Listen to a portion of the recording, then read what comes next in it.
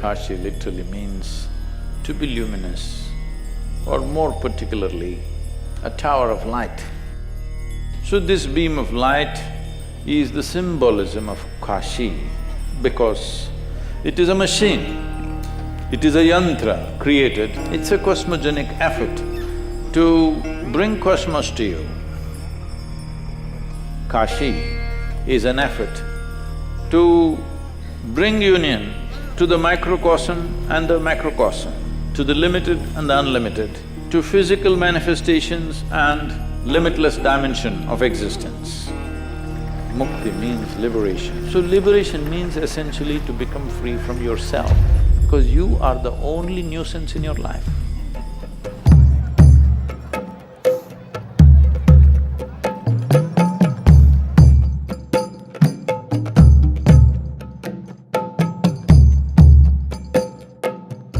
So the significance of being in Kashi, the word Kashi literally means to be luminous, or more particularly, a tower of light.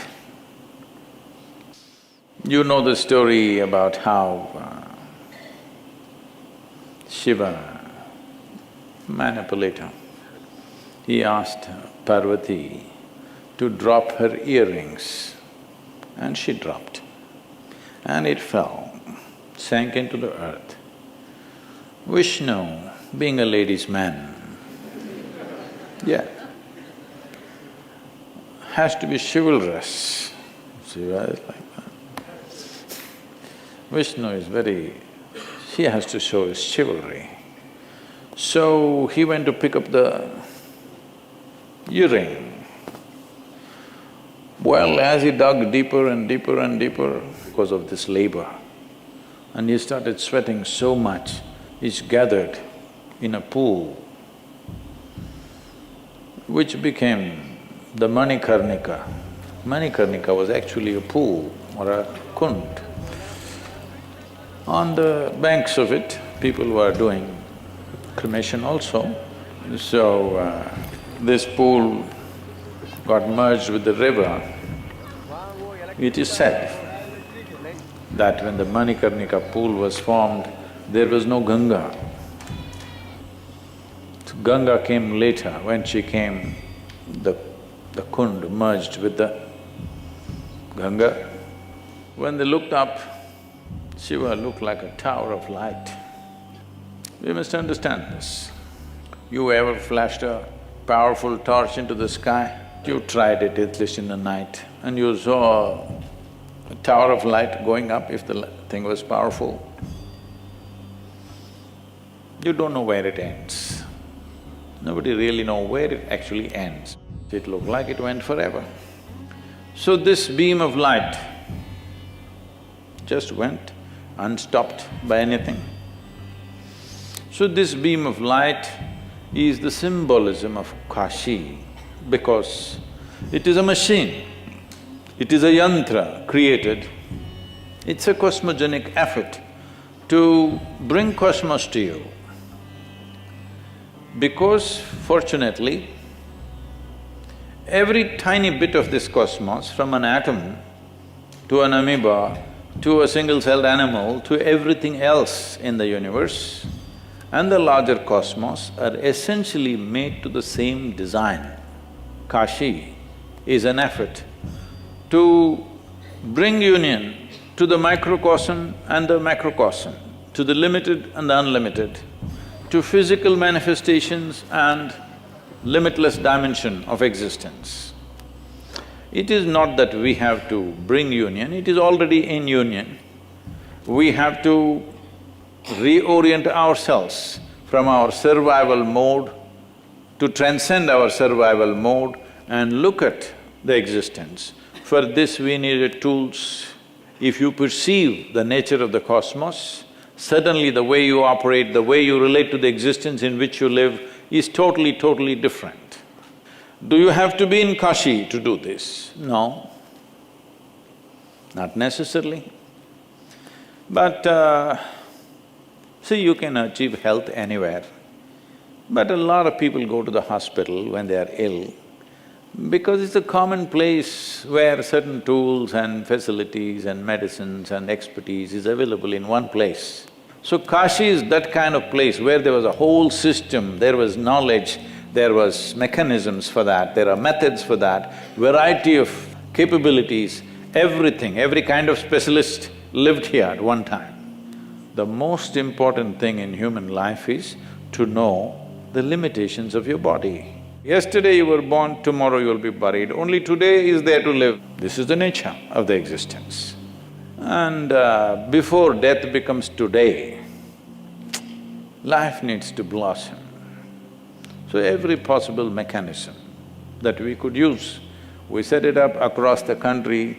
There are many mechanisms like this, most of them unfortunately broken, including this one, which is largely disturbed, but the energetic part of it is still, if not absolutely, pretty alive.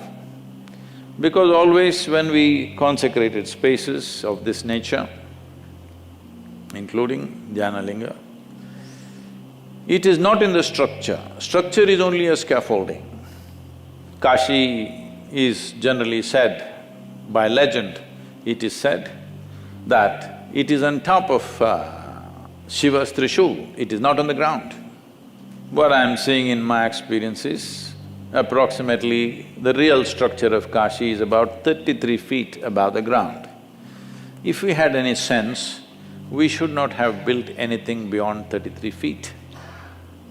But we have, because sense has always been scarce. Yes, it's been a very scarce material in the world. And by geometrical calculations, it could be up to 72 or 7,200 feet. The energetic structure is made like that. So this is why they called it a tower of light, because those who had eyes to see saw that it is a very tall structure. And it did not stop there, it gave you access to what is beyond. The idea is to achieve something that a human being could achieve within himself or herself through an organized mechanism which comes from distilled essence of thousands of years of realization of many people. If you have to realize things by yourself, it's like reinventing the wheel, unnecessarily going through a whole lot of painful processes.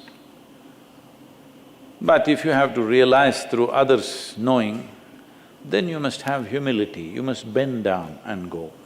So, this arrangement was done so that a lot of people could be transported. So people came and they set up all kinds of methods and mechanisms. Well, at one time, there were over 26,000 shrines. Each one of them had a method of its own as to how a human being can attain. These 26,000 shrines developed satellites, or many angles of the temple became small shrines of its own, and went up to 72,000 shrines at one time. When it's in full glory, 72,000 shrines across this mechanism called Kashi. And this did not happen overnight. The basic structure happened at a certain period, nobody knows when. They said even Sunira came here looking for something. Sunira is dated as something like 40,000 years ago. By then already it was a flourishing city. Mark Twain puts it in perspective, saying that it is older than the legend. In terms of antiquity, nobody knows exactly when.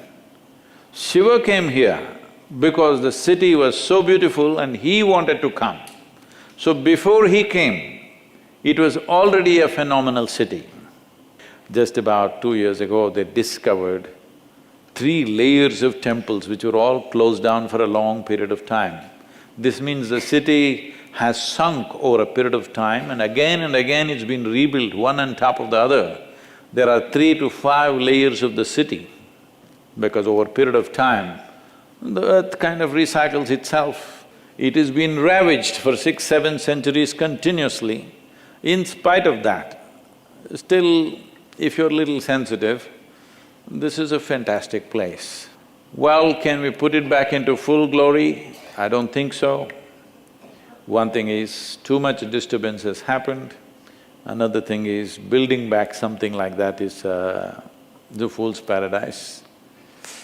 It has been ravaged many times, but because the energy body of Kashi was 33 feet above the ground, it is still alive with some damage, substantial damage, but still a phenomenal place. Because if you want to look at it this way, this is one way to interpret, it's a home with 72,000 rooms. More than 3,000 are alive in the energy form. For every dimension of life, for every quality of a human being, they built a linga. This is how these temples came. For every aspect, one linga. Some extreme, some very much socially acceptable, some beyond all social acceptance, all kinds of things existed in parallel. Nobody found fault with anything. Anybody could do what they want as long as they're seeking mukti. As long as they're seeking liberation and they're sincere about it, they could do whatever they want. That is how significant mukti was considered to be. You must attain in this life. So the entire process of seeking mukti comes from this point, that they want to clear this. They call this karma. A cloud of memory and imagination playing up and deceiving you to believe so many things which are not true, which you will see as you sit here. The only damn thing that you have is life.